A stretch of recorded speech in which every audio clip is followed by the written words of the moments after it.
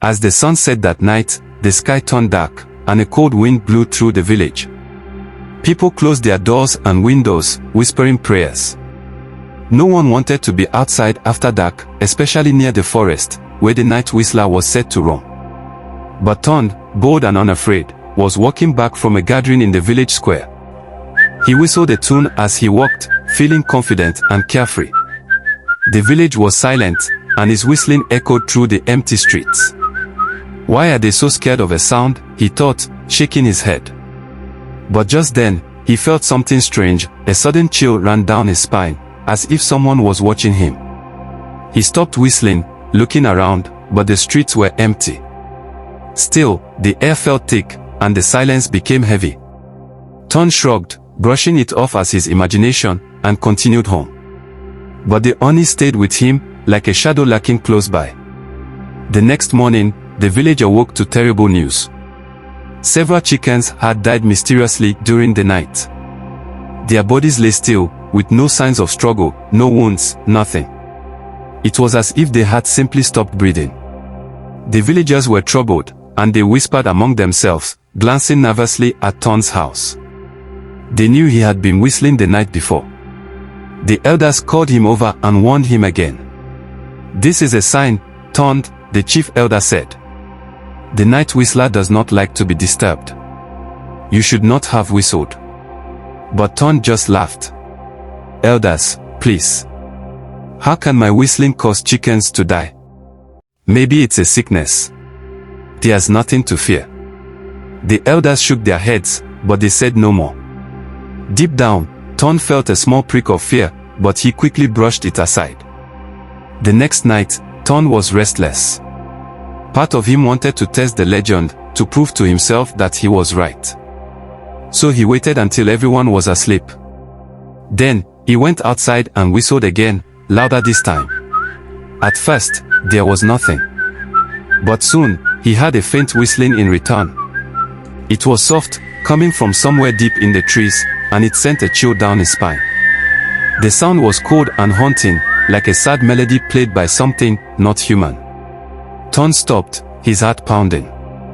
"Who's there?" he called, trying to keep his voice steady.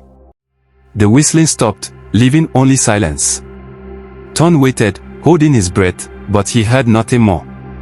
Laughing nervously, he turned and went back inside. But he could not shake the feeling that something was watching him, lurking in the shadows, waiting. The next day, even stranger things happened.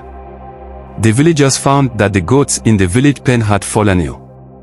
Their eyes were wide, and they shivered as if they'd seen something terrifying.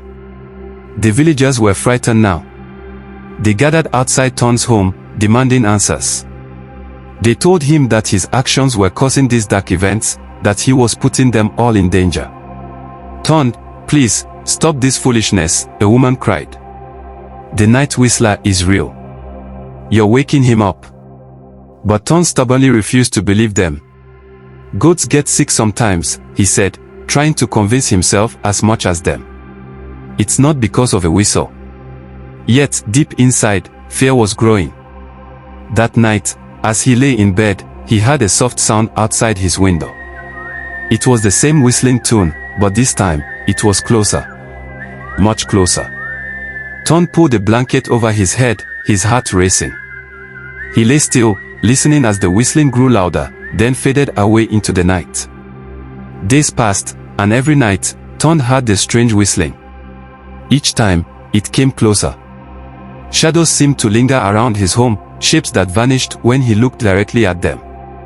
The villagers avoided him now. They whispered about him, saying he was cursed. Some even stopped leaving their homes after sunset, fearing that Tunde had indeed brought the night whistler upon them.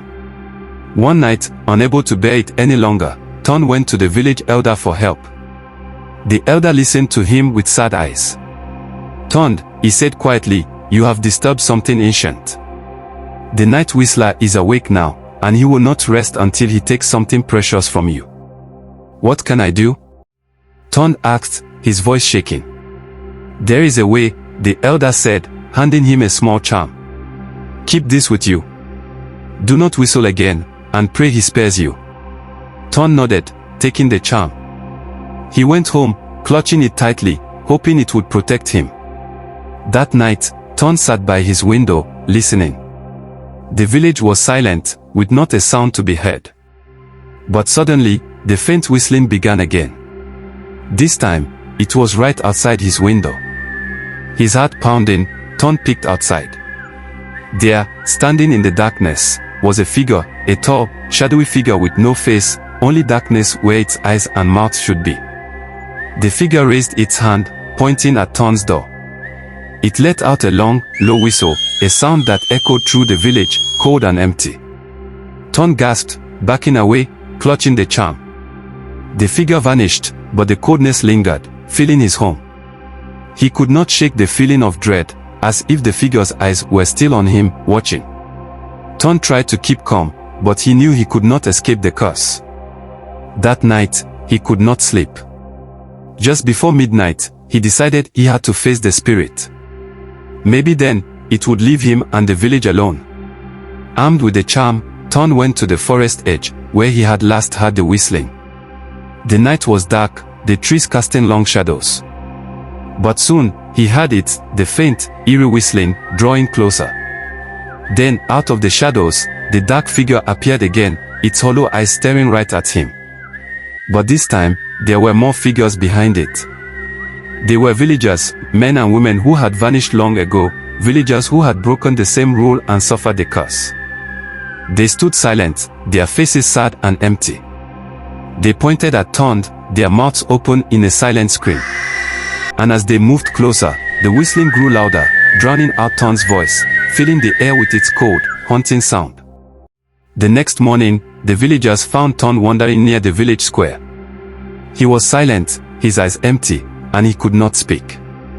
His hair had turned completely white, and he looked years older.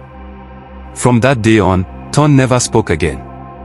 He wandered the village silently, becoming a reminder of what happened to those who broke the rule. And at night, when the wind was just right, the villagers would sometimes hear a faint whistling drifting through the air, a warning to all.